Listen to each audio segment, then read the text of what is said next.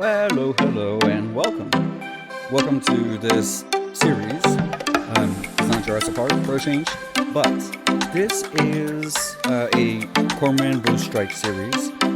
Which, if you're not familiar, if you didn't see the first movie, the first video that I made on it, he is basically a private detective in London, and he had previously been a military officer for the British military, and he had lost half of his right leg during a tour in Afghanistan. After that happened, he stayed more local, but he was part of what is known as the SIB, which, if I remember correctly, is the Secret Investigative Branch. Something like that. They are very, it's a very prestigious branch of the military, and they're the ones that conduct investigations in case there's any cases against one of the officers or if there's anything that needs to be investigated. They are the ones that go call upon. And he was part of it. And so he realized, he really wants to be part of the military. So, you did what you do. You retired from military service and opened up his own private investigative agency. Now, just to give a brief recap of everything that happened in the first book, and actually I'll be referring to the book and as well as the made-for-TV adaptation by the BBC. And what it is that the series comprises of two protagonists. You have Cormoran Strike, obviously, but then you also have this lovely lady who we actually start the series with in the first book. And what it is that her name is Robin Alcott. Now, to just kind of give a very brief background on her, in case you don't remember, if you're not aware of the series, she has always been interested in being a detective. However, she never really felt encouraged, and so in order to not disappoint or not feel that rejection, like, oh, you can't do this, or you can't be a detective, well, that's not for girls, or things of that nature, she decides to actually do what would be the closest, which was she wanted to study psychology, forensic psychology to be more exact, and work her way through there. Now, unfortunately, during her years in school, she was about to conclude her studies, but there was an incident that happened. It's a very tragic incident, but inevitably she dropped out of school, she never went back. But she's highly intelligent and she's resourceful, she takes the initiative, and she has this intuition on when to be secretive or, pay attention to details, that sort of thing. Now, by the way, if it sounds like I'm shouting, I'm actually holding the mic a little bit closer, so I don't know how well this is going to work. Let me know in one of the comments. But anyway, she actually does help Cormoran Strike to solve the case in the first book called The Cuckoo's Calling. And you can tell that she is really interested, and she does stay despite not being paid, or if she is paid, she's paid very little in comparison, which incidentally her fiance gets very mad about. But she does have an interest, she has a passion for this. Another bad side is that most of their clients are investigating, cheating spouses or things of that nature, so it's not that interesting. But that's what these books are for. I mean, they focus on the interesting cases, those that take a little bit longer, those that are a little bit more meticulous compared to the other cases that they usually deal with on a day-to-day basis. Now, let's go to the actual topic, the silkworm. Now, the silkworm is a very, how should I say this?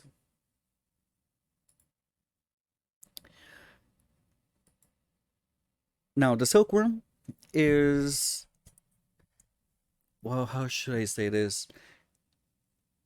In the silkworm, an author dies, and this author was about to get ready to publish his book, which is called Bombix Mori. Now, of the there's 5 books.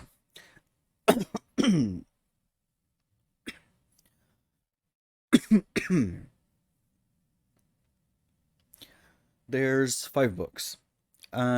This is my least favorite of the series, but that's just because of the nature of the case. So, in the Silkworm, because it's about an author, a literary author who he was killed, but he was killed in a very bizarre way, and this leads Cormoran Strike and Robin to kind of delve into this kind of weird and very ludicrous world of writers. And this is where it kind of loses it. It would lose me a bit because it starts talking about all these complicated relationships. I mean, you have Owen Klein, who is the author who gets killed. You have his wife. You have Dodo, which, well, that's how they call her. Um, but her name is Orlando. She is a daughter who has these disabilities, and and these disabilities are just basically just saying that she, even though she's, I want to say like 30 something, her mentality is still that of a, not even a 12-year old, like a 5 or 6-year old. So that's the type of thing. Oh, and she's also a kleptomaniac who will stuff things into her stuffed animal, but that's besides the point. Now, when they delve into this world of authors and book publishers and all of this, it just gets so. Imagine when you think about what high school is about. You know that you have your cliques, you have, the popular kids, and you have kind of this. We reject you because we don't accept you, and you can't hang around with us, or well, that sort of thing that you would associate with, being a high school type of behavior. That's kind of like what we see here because not only are they pretentious, as and I don't think that it was in the book, but it was in the series, in the TV series made for TV, where he is talking to one of the suspects. Cormoran Strike is talking to one of the suspects, and he just randomly does add, well, let me ask you a very controversial topic. Have you read anything good lately? Why is it controversial? I actually have to think about it. Why would it be controversial? And here's the thing: if you say you're liking something, you open up for somebody to attack, respond with, no, that isn't good because of this or that. That starts kind of like this. I wouldn't say even a conversation, but this passionate debate of what is good literature, what's bad literature, who writes good, who writes bad.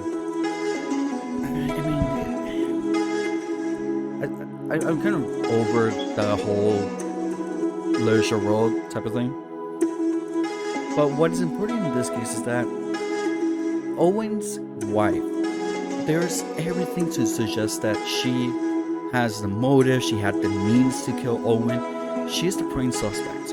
And the police, despite Strike saying no, she can't be the one who killed him. One, because she's my client, but also this is what I have found, and he tells them.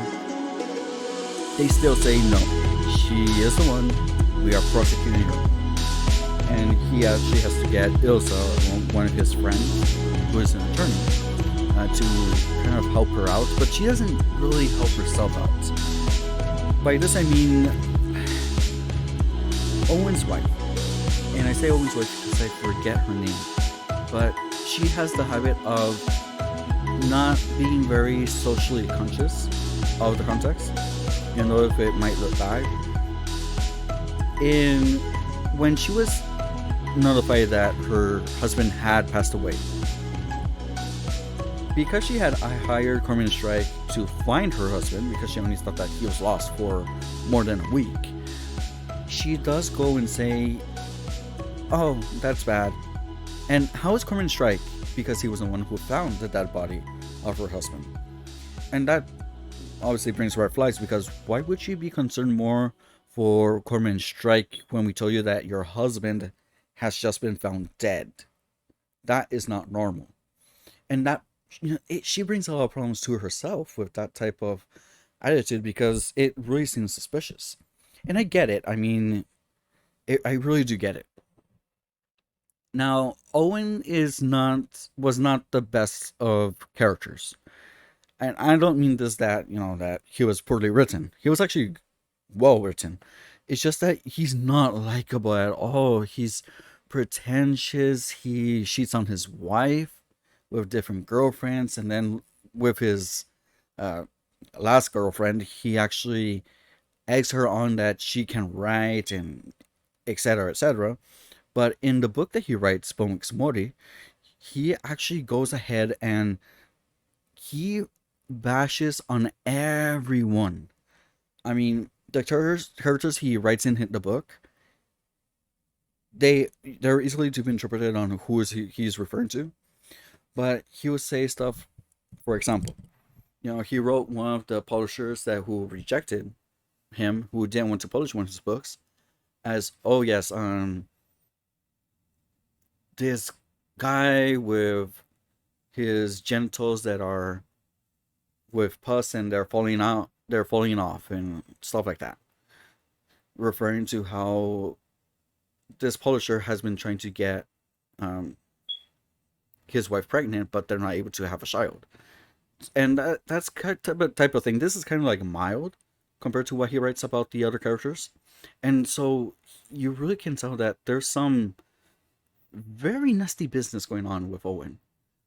Not only that, but he also writes in his girlfriend as this character as a leech.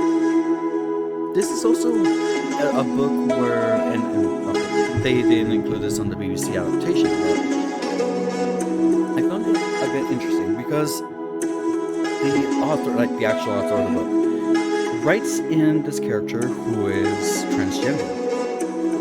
And what is interesting is how this character was written. I have never read anything that includes a transgender character, so that was a first.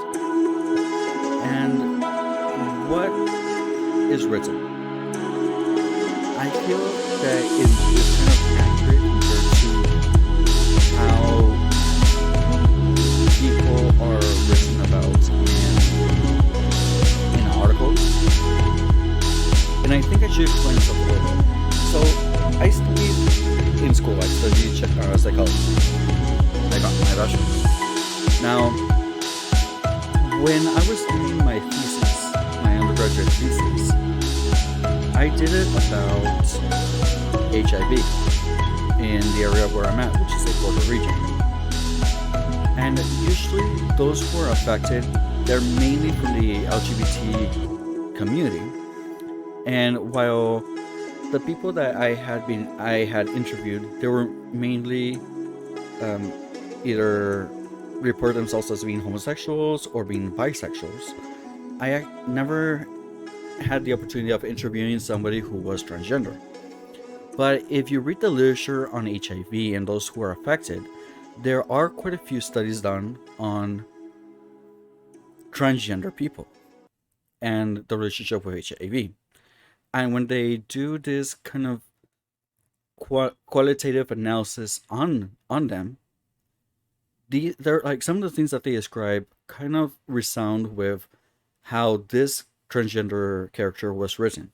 Now, the character that was written is a transgender, she's a trans woman, and kind of to give more context, she was a friend of Owen's girlfriend because she had been rejected by family and by many other members of her community. Not the LGBT community, but of her like family and all of this. She was rejected, but she had this friend who was Owen's girlfriend, and both of them are alone essentially. When Owen comes along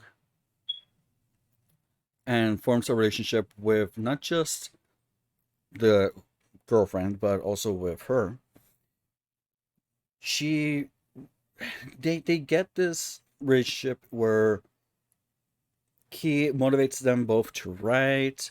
He gives them kind of this encouragement to be who they are.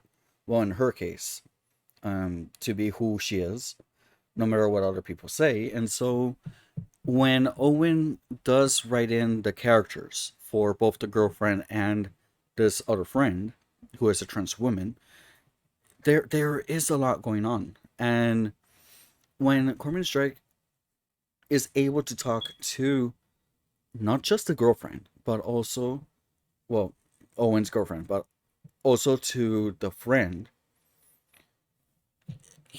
there is a whole entire situation going on. They're both alone in the time of the in this part of the book. It's Christmas time, and they're both alone, no family, no friends to gather with, and they only have each other. And so her way of defending herself and defending her friend is to be physical about it. And so during the book, for a portion of the book so far, there is a character that has been following Strike around, almost to the point of stalking. And it is this character, this transgender character. I do not believe the author, like the actual author of the book, I didn't think they intended to add this character as and portray trans people as being aggressive and being mentally unstable and such. I just think that this character was included to give a bit more dimension and a bit more depth to what was happening to the situation. It wasn't really about the trans character being trans. It was more that there were people that were hurt, and there was especially people that were more hurt than others by the actions of this man. And so this character was really a victim. Just in case you're wondering, no, the trans character was not the killer. And as we do find out, the killer had actually killed Owen the same way that Owen's character in his book, in Bombex Mori, had been killed at the end of the book.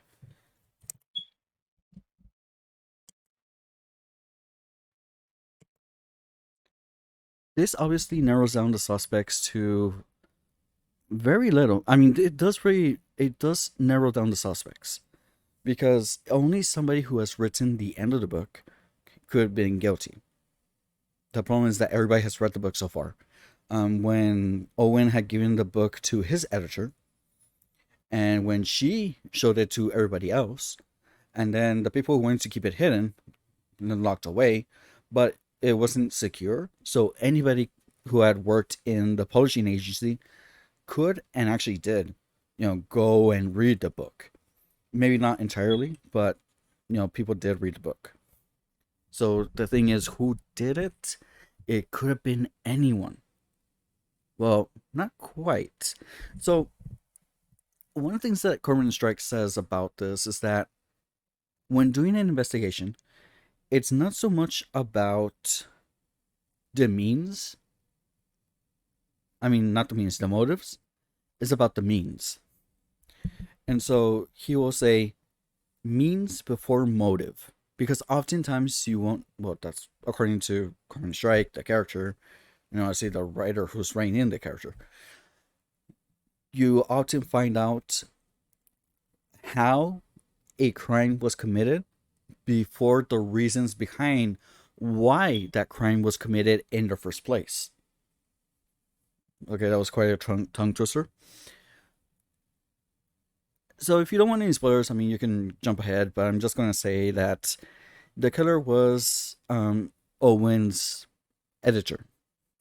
She had felt wronged by him when he was trying to do his facade of, hey, I'm going to be going away, or I'm insulted, I'm leaving, that sort of thing. And also because apparently there was an incident with one of the other writers who was very well known as writing these kind of very torture, very dark novels. And when that author's wife, who had also wanted to be who had also wanted to write, well, her first novel wasn't a success. You have, the typical case of, oh, she's the so and so of this person, so just go ahead and publish it or do whatever as a favor to this person. And it wasn't well received. There was this even like a very negative and mean review, and it led to this author's wife to take away her life. Now, that person had been Owen's editor. She had known everybody in the community from school. Owen had also begun the same time as them, but then had dropped out and never got his degree in English literature. But she did. However, being a woman, she wasn't received in the community, and that's how she ended up as being a simple editor. She's doing well for herself, but still, just an editor, not what she wanted to be in the first place. And so, what we see is, or what we start to gather is that when this officer's wife kills herself, in order to not take the blame, she accepts Owen's offer to take the blame away from her and say that he was the one who wrote that mean review that led to, that unfortunate event. Because of that, Owen had basically been blackmailing his editor for years and years and years. She had enough, and so when she had the opportunity, she was able to, in a very cold-hearted manner, plan how she was going to kill Owen. And not only did she kill Owen, but she also modified a few things on the novel to kind of lead the blame away from her. I mean, that's kind of like the degree of... I think it's a meme at this point, but it's kind of true in this case. Like, everybody was playing checkers, but she was playing chess. That type of thing. Well, they didn't count that a semicolon would actually be her downfall. So when they find out that Owen never used semicolons and she did, and a semicolon is not something that you either use or don't use, it's actually you're using it or you're not using it. It's not I'll switch, I'll use it in this book, I won't use it in the other. It's part of a writer's style of writing. And so that's how they find out that it was her. Well, that and along with other evidence. And that's how it concludes. Now, again, like I said for the first book, it's not only just about the case, it's about the characters as well. Part of what I liked about this book, or about this series of books, is that it doesn't focus on so much on the romance. But I will say that when we see what's going on with Robin, for example, and what's going on with Strike, Robin in the book, she's much less assertive. She's more submissive to Matthew, her fiance. She is more of a people pleaser. She definitely tries to not do what she wants. because she doesn't want people to feel bad about it. In the BBC adaptation, she just goes over it. I mean, Matthew does something and she reacts like, "No, you stop it." That type of thing. In Strike's situation, there's a lot going on behind the scenes, not in the adaptation, but in the books, where his ex fiancee, who is kind of like part of this very like elite or prestigious or whatever you want to call them, these like top people of society. And so we get to see a background of how their relationship was like and why is it that Cormoran is so damaged from that relationship. What I like is that they don't force a relationship between Strike and Robin. From the very beginning, Strike puts boundaries and says, and it's more boundaries for himself that, okay, I'm not going to hit on her. I'm not going to take advantage. I'm going to, keep my distance. And what's beautiful is that throughout the series, you see what ends up being a work relationship becomes a friendship, and you see this blossom. It doesn't feel forced. They take their time. It doesn't feel like they're trying to rush a relationship. Again, it feels more natural compared to other novels I have read. I'll leave it at that. There's more books. Like I said, there's 5 books in total up till now. I enjoy the series, but this book in particular is my least favorite. There's a lot of things that were kind of omitted that I didn't want. I don't want to spend like a whole hour on this, but I'll just say that there's a lot of things that are omitted from the book when you look at the BBC adaptation. But if you wanted to get a feel on it, I recommend seeing the BBC version and then reading the book if you're interested. But well, that's all I have to say. That's where I'm going to leave it for today. You tell me, have you read it? Have you heard of it? Do you know who Robert Galbraith is? You're not. I don't have the camera on, but I'm kind of doing the hint type of gesture. Anyway, we'll leave it at that. Any comments? Anything you want to add? Feel free to add it down below. And take care. Be kind to others. You never know what another person is going through. Bye bye.